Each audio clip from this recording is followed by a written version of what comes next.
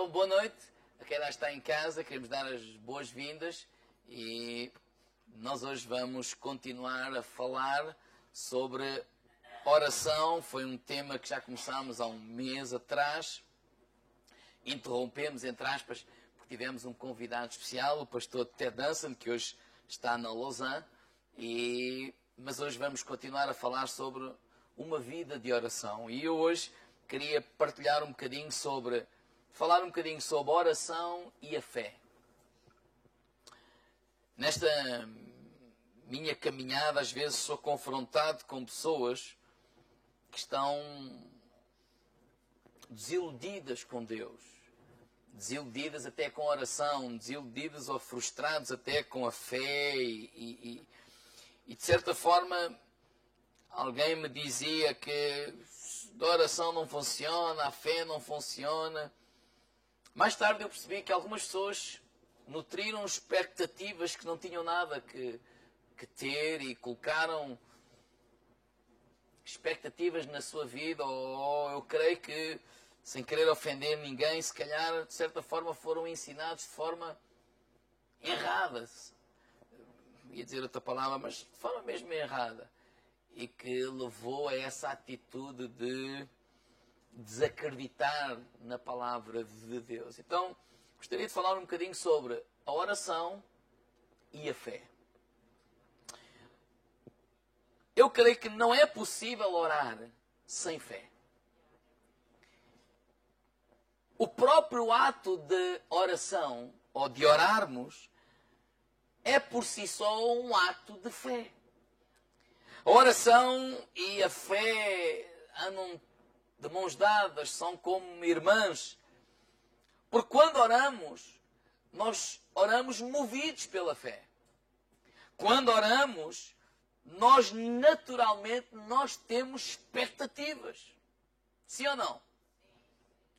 Então, vou convidar os irmãos, em primeiro lugar, a abrir a palavra de Deus na carta aos Hebreus, no capítulo 11, verso 1.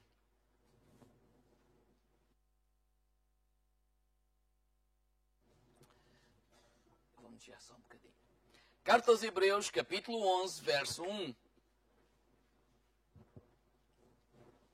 Diz assim: ora, a fé é o firme fundamento das coisas que se esperam e a prova das coisas que não se vêem. Vamos ler outra vez. A fé é o firme fundamento das coisas que se esperam e a prova, não é, das coisas que não se vêem. Quer dizer, o autor ele diz assim, olha,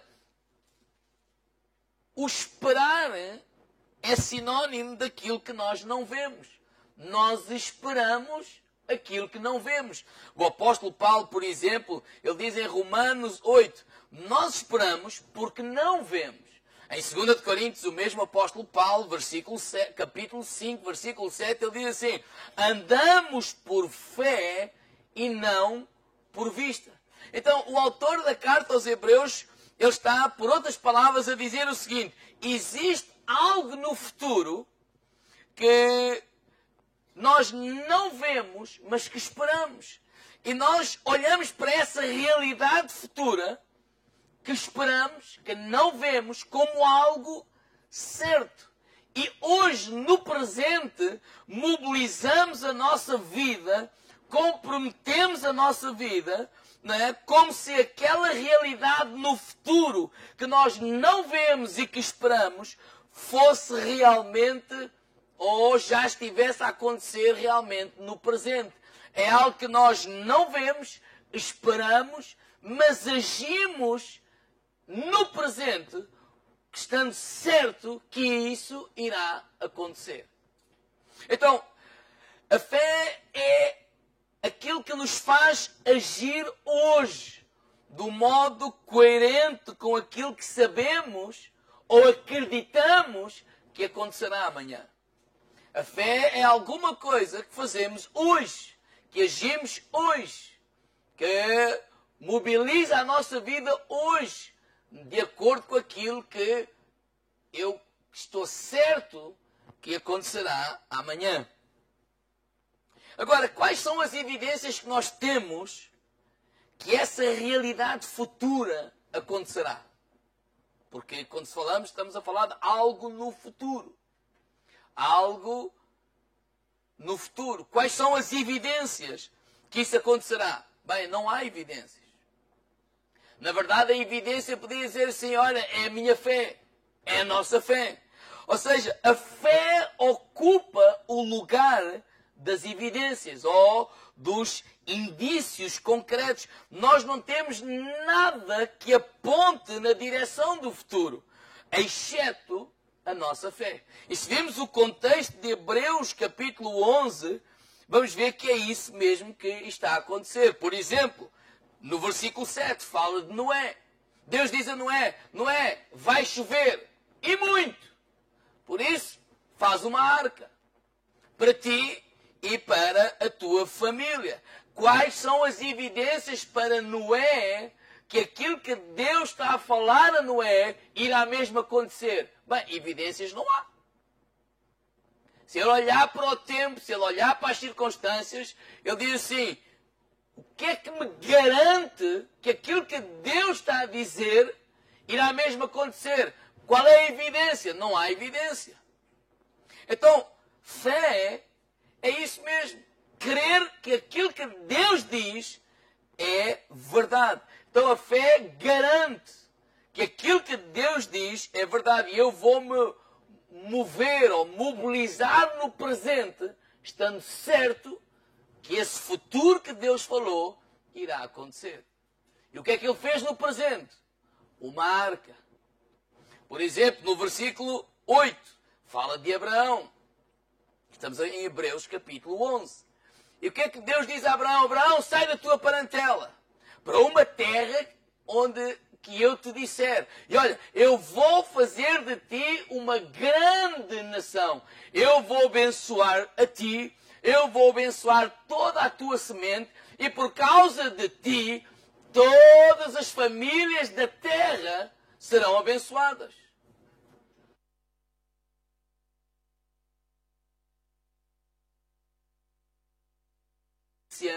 Que isto iria acontecer. Evidência não há nenhuma, pelo contrário. Se Abraão olhasse para a sua volta, ele nem filhos tinha naquela altura. Se olhasse para a sua esposa, ela não poderia ter filhos. Se olhasse para a sua idade, ele já era avançado. Então, a evidência exterior era até o oposto àquilo que Deus lhe estava a falar. Mas o que é que Abraão fez? Ele moveu-se em direção a esse futuro. Ele moveu-se como saindo da sua terra e indo para uma terra que ele não sabia bem onde, fazer o quê, por quanto tempo. Mas ele moveu-se em direção a esse futuro. Por exemplo, versículo 23, Hebreus 11, 23, fala de um Moisés. E o que é que acontece com Moisés? Moisés é herdeiro desta promessa de Abraão. E ele olha à sua volta e ele vê o seu povo escravizado pelo povo egípcio. E o que é que Moisés faz? Moisés, ele renuncia à sua posição. Qual era a posição? Ele foi criado como filho da filha de Faraó. Então ele renuncia à riqueza, ele renuncia àquela educação, ele renuncia àqueles bens, ele renuncia a isso tudo, tendo em vista uma recompensa. Qual é a evidência que isso poderia acontecer? Bem, evidências não há. Nós não podemos esquecer que os egípcios eram da maior potência naquela altura. Mas Moisés renuncia a tudo isso em direção àquilo que Deus tinha prometido. Por exemplo, José, versículo 22 de Hebreus, capítulo 11.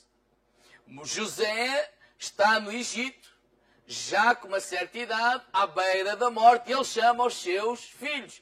E ele diz o seguinte, olha, Deus vos levará para uma terra que emana leite e mel. Essa é a promessa e isso vai acontecer. Agora, quando isso acontecer, eu já não vou cá estar, mas o que é que vocês levam os meus ossos? Para essa terra.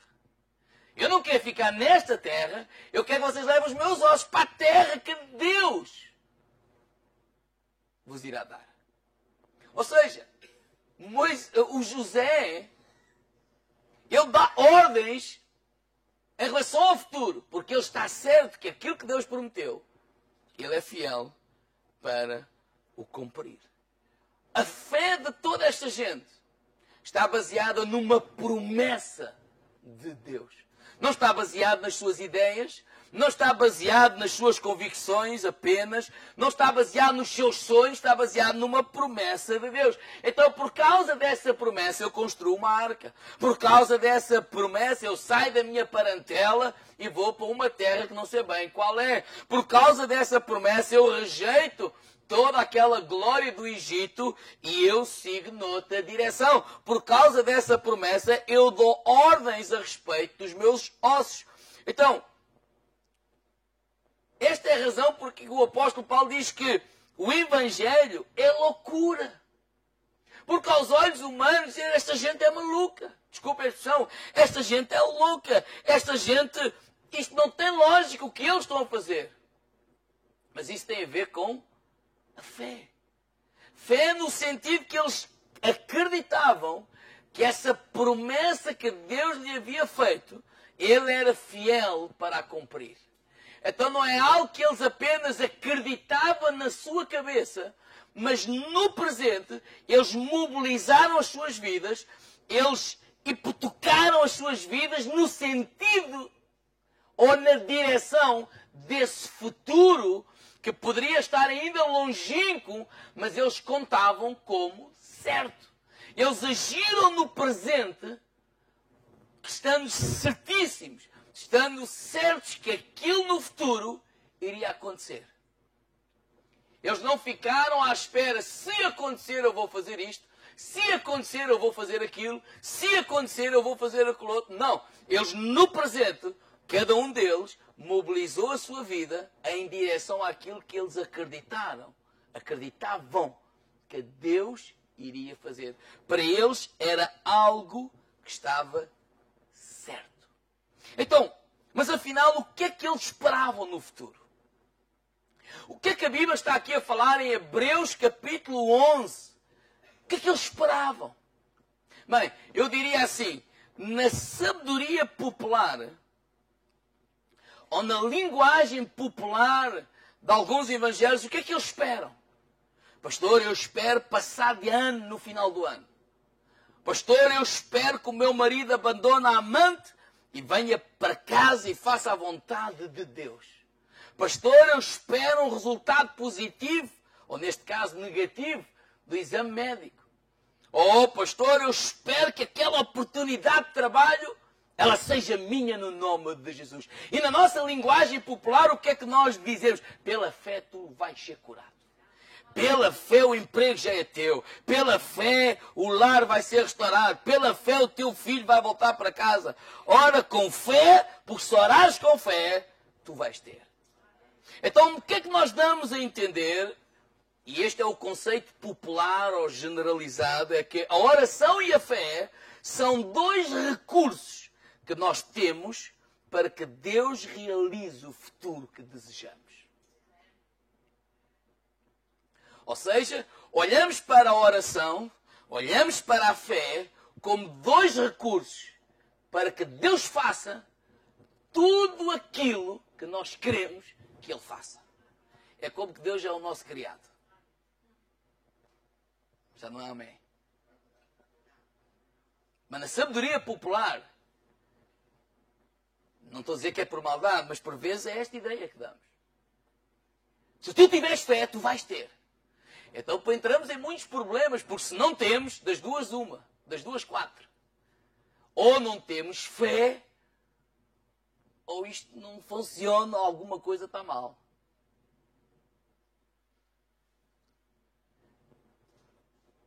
Mas quando eu leio Hebreus 11, ora a fé é a certeza das coisas que se esperam, não está a falar daquilo que nós esperamos.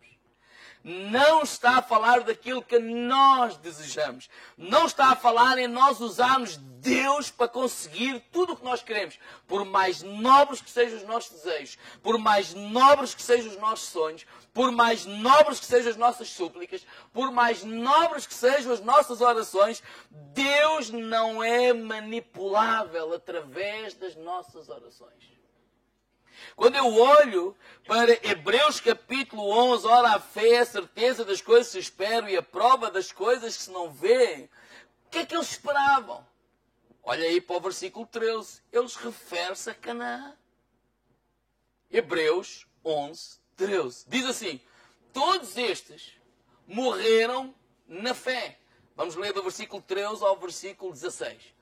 Todos estes morreram na fé, sem terem alcançado as promessas. Mas, tendo-as visto e saudado de longe, confessaram que eram estrangeiros e peregrinos na terra. Ora, os que tais coisas dizem mostram que estão buscando uma pátria.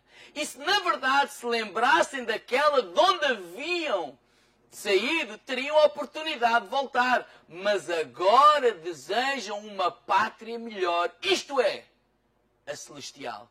Pelo que também Deus não se envergonha deles, de ser chamado seu Deus, porque já lhes preparou uma cidade. É isto aqui que eles esperavam. Eles esperavam algo que tinha a ver com a promessa que Deus lhes havia feito especificamente.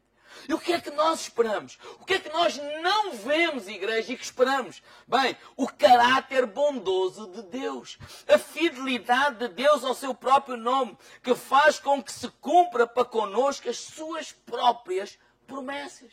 O que é que nós esperamos? Que Deus cumpra com aquilo que Ele, Deus, prometeu à nossa vida. Independentemente se é o nosso desejo, independentemente se é o nosso sonho, independentemente se é aquilo que nós mais sonhamos, nós esperamos que o caráter bondoso de Deus se manifeste na nossa vida. Por isso, quando olhamos para certas circunstâncias, eu posso não entender as circunstâncias, posso até não perceber porque é que muitas delas estão a acontecer, mas eu confio em Deus, não tanto naquilo que Deus irá fazer, mas eu confio em Deus. Ele diz que eu nunca te deixarei, eu nunca te abandonarei, eu estarei contigo todos os dias da tua vida. Então eu entrego a minha vida a Ele, então eu descanso nele. Não importa se as possibilidades de frustração em relação aos meus próprios desejos, em relação aos meus próprios sonhos, em relação a alguma coisa que parece estar a cair por terra, se vai acontecer o que eu quero ou não. Uma coisa eu sei, que Deus, aquilo que Ele prometeu, Ele é fiel para cumprir. E Ele prometeu estar contigo. Ele prometeu que Ele é bom. Ele diz que eu nunca te deixarei, eu nunca te desampararei. E é isso que nós podemos compreender, por exemplo, em Hebreus capítulo 11, versículo 17 e 18. Olha o que está aqui Deus a dizer. Hebreus 11, versículo 17. Diz que pela fé, Abraão, sendo provado, ofereceu Isaac, sim, e oferecendo o seu unigênito, aquele que recebera as promessas. Já vamos ler o versículo 18. O que é que está aqui a acontecer? Quem era Isaac? Bem, Isaac era o sonho, podíamos dizer assim. É a promessa de Deus, mas é o sonho do Abraão. Ter um filho. Era o seu desejo. É a sua oração, é o seu derramar durante anos, o seu coração, etc. E agora que ele nasceu, agora que ele está vivo, agora que Deus me deu, agora que é a vontade de Deus, toda a gente sabe que é a vontade de Deus, foi promessa de Deus, foi realizado. Como é que Deus pode estar a pedir o Isaac? Não tem lógica. Não entendo isso, não percebo isso, parece que nem tem nada a ver com Deus. Mas sabe o que é que o Abraão pensou? No versículo 18 ele diz assim: e a quem se havia dito, em Isaac é chamada a tua descendência. Julgando que Deus era poderoso para até dos mortos o ressuscitar. Ele está a dizer assim, olha, se é promessa de Deus, Ele é poderoso até para fazer ressuscitar o Isaac. Sabe o que é que eu aprendo com Abraão? Sabe o que é que eu aprendo com o versículo 17 e 18? Isaac. Sabe o que é que eu aprendo? É que a minha vida não depende do Isaac. A minha vida não depende de eu ser uma grande nação. E eu estou-me a referir, por exemplo, ao Abraão. A minha vida não depende dos meus desejos. A minha vida não depende dos meus sonhos. A minha vida não depende das minhas ambições. A minha vida depende e está nas mãos de Deus. É isso que aprendemos com Abraão. Deus pede, Deus ressuscita, Deus fica com ele.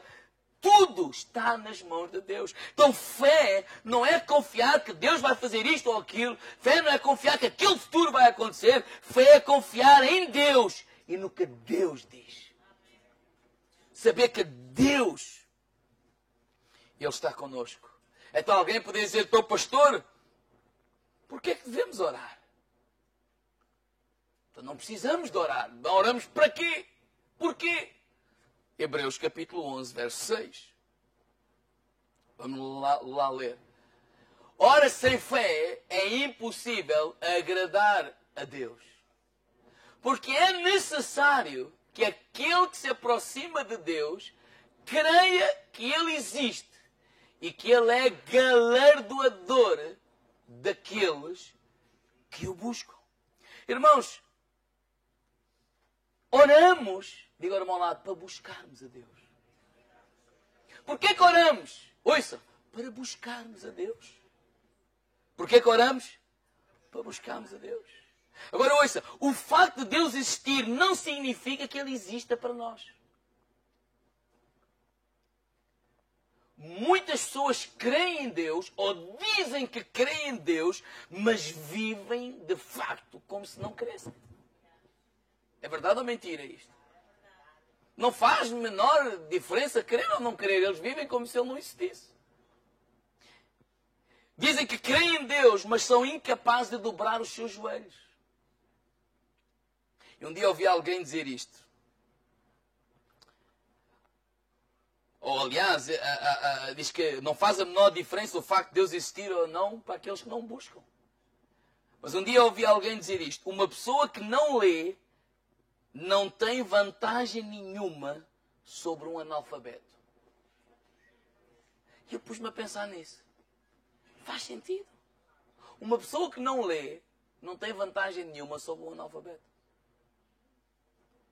Será isto verdade? Ou será que se poderia dizer assim, quem não ora não tem vantagem nenhuma sobre um ateu? Porquê? Porque ele não busca a Deus. Oramos para buscar a Deus. Então eu diria assim, o que é orar com fé? Orar com fé eu diria que é ajoelhar-me. Porque se ele se ajoelhou, é fé. É o ato de buscarmos a Deus. Nós queremos que Deus existe.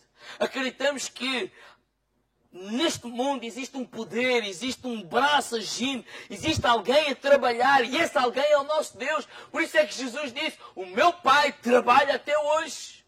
Então orar é aquele ato de nós nos ajoelharmos diante de Deus e dizer, Deus, eu vou vigiar a cidade, mas se tu não guardares a cidade, em vão é a minha vigia.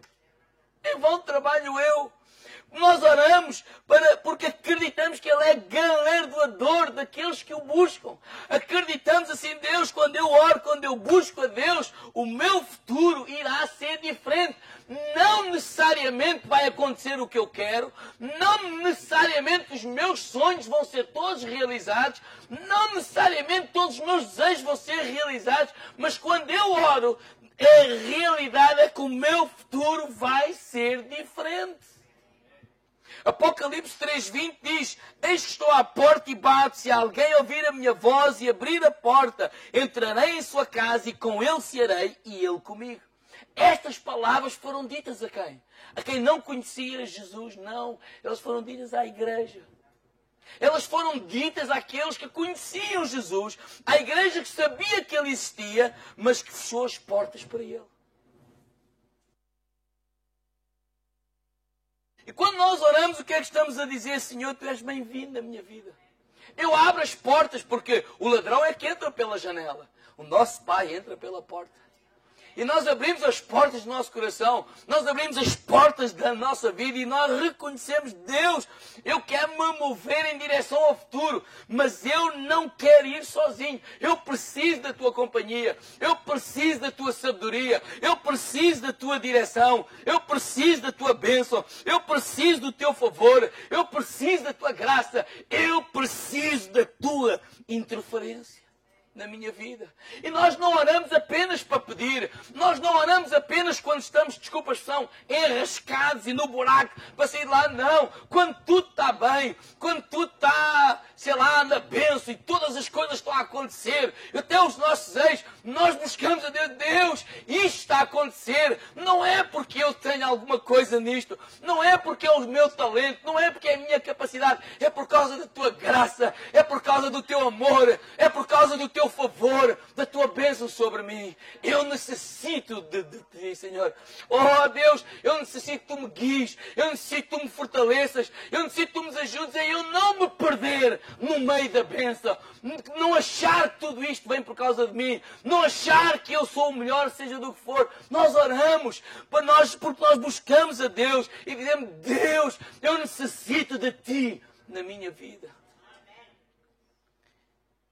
Eu sei que a tua vontade, ela é boa, como diz lá em Romanos. Ela é boa, ela é perfeita e ela é agradável. A vontade de Deus é boa. Diga ao irmão lado: a vontade de Deus é boa. Ela é agradável e ela é perfeita. Ainda que o meu futuro se torne diferente daquilo que eu desejo. Diga ao irmão lado: a vontade de Deus é boa. Agradável. Eu se fosse os meus... O computador e o telefone tem aqui a fazer de relógio, usava chapéu de chuva. Obrigado. Oh, quando nos ajoelhamos, nós estamos a dizer: Senhor, vem com o teu poder sobre mim. Quando nos ajoelhamos, estamos a dizer: Senhor, vem com a tua unção sobre mim. Quando nos ajoelhamos, estamos a dizer: Senhor, vem com o teu amor sobre mim. Quando nos ajoelhamos, estamos a dizer: Senhor, vem. Nós abrimos as portas do nosso coração, nós abrimos a nossa vida. Senta-te no controle da nossa vida. Irmãos, a oração é mais do que palavras, é a nossa atitude, o nosso coração. Por isso eu disse um dia destes, de acordo com Mateus 6, não é? Que entra no teu quarto e o teu Pai que vê. A oração é algo que Deus vê. Porque a oração tem a ver com a atitude do teu coração mais do que palavras. As palavras fazem-nos bem a nós. E às vezes nós precisamos de nos aliviar, desculpa a expressão, desabafar. Mas mais do que palavras, Deus vê a atitude do nosso coração. Deus vê a rendição do nosso coração. Paulo, pessoal, podem vir. Então, de uma forma muito simples, eu não estou a dizer que Deus não abre portas. Eu não estou a dizer que Deus não opera milagres. Eu não estou a dizer nada disso. Mas, sinceramente, o que eu estou a dizer é que Deus não é aquele que vai satisfazer os nossos caprichos todos, os nossos desejos. Porque esta ideia errada, que se pegarmos neste instrumento de oração e neste instrumento de fé, vamos ser tudo o que quisermos, vamos fazer tudo o que quisermos, vamos cumprir todos os desejos. Isso não é verdade. Porque toda esta gente agiu em fé, mas a fé deles tinha um fundamento, uma promessa de Deus. E a nossa fé tem que estar baseada nesse fundamento, que é a palavra de Deus. Mais do que Deus faz, nós temos fé nele, Deus. Mais do que ir para um lugar. Se há um lugar que nós podemos escolher, esse lugar é o colo de Deus. Sabe porquê que eu estou a dizer isso? O povo de Israel queria ir para um lugar. Sabe qual era? A terra prometida, que emana leite e mel. Moisés queria ir para um lugar. Sabe qual era? Era a presença de Deus.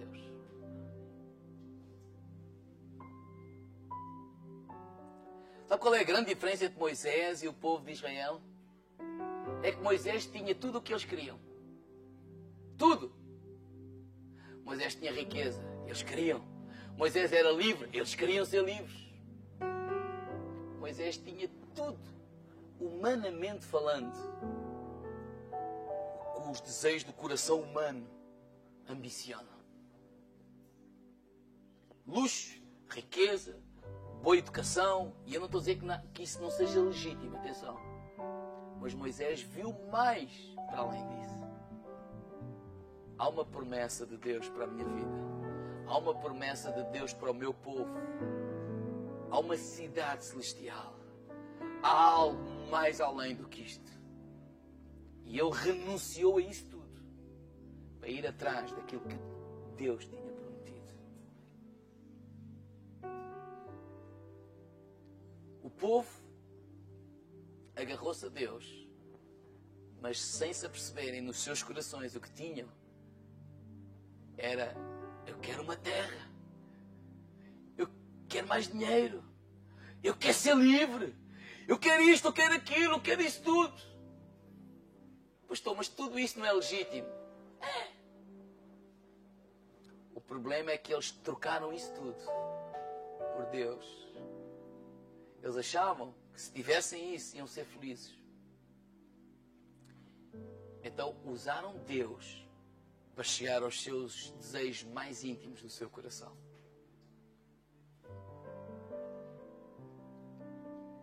Isso é a grande diferença que separa, uma linha que separa por vezes a igreja. Aqueles que compreendem tudo isso é legítimo. Deus não tem problema se tu ganhares 500 euros, ou ganhares 5 mil, ou ganhares 5 milhões. É igual.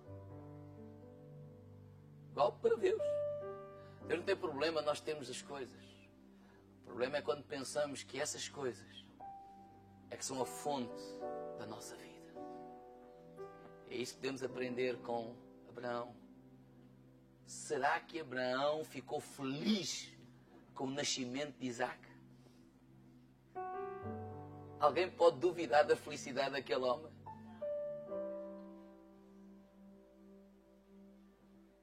Uma alegria genuína. Mas será que não confunde um homem dizer: como é que o meu Deus me deu uma alegria tão grande que é me tirar a fonte da minha alegria? É isso que nós temos que aprender só. Que a fonte da nossa alegria não é o Isaac. Não é aquilo que Ele nos deu. É Ele mesmo. É Ele mesmo. É Ele mesmo. É Ele mesmo. E tudo isto que eu tenho falado sobre a oração de uma forma muito simples. Vocês vão reparar que vamos sempre bater ao mesmo sítio. O meu grande objetivo foi e é nos levarmos a chegarmos mais a Deus. A amarmos mais a Deus. Deus como a fonte da nossa vida. Não os nossos desejos como a fonte da nossa vida. Não os nossos sonhos como a fonte da nossa vida. Deus como a fonte da nossa vida. Deus como a companhia nesta viagem. O importante não é o destino, é a companhia. E a companhia é Deus. E se eu estiver na boa companhia, eu vou chegar a um bom destino. Ainda que eu me perca na caminhada, esta companhia é um bom GPS para me levar lá. E Ele está contigo. E Ele está contigo. E Ele está contigo. É isso que Deus nos quer ensinar. Senhor, assuma a direção da minha vida. Deus, a vida é pesada demais para eu viver sem Ti. A minha fé está nele. Mais do que Ele vai fazer, a minha fé está nele. Certo?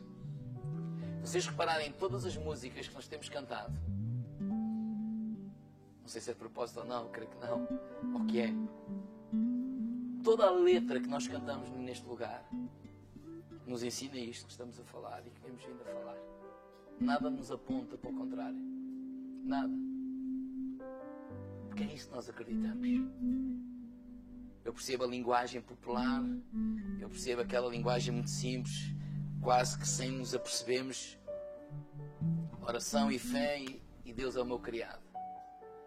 Mas não é isso que nós acreditamos. Estamos a inverter os papéis. Eu é que me submeto a Ele, não é Ele que se submete a mim. E eu não tenho medo algum de dizer: Deus, faz a tua vontade na minha vida. Porque ela é boa, ela é perfeita e ela é agradável. Amém? Pode não ser aquilo que eu estava à espera, mas se eu me submeter a Ele, eu não me vou arrepender. Pelo contrário. Vamos ficar de pé? Levanta o teu braço para o céu.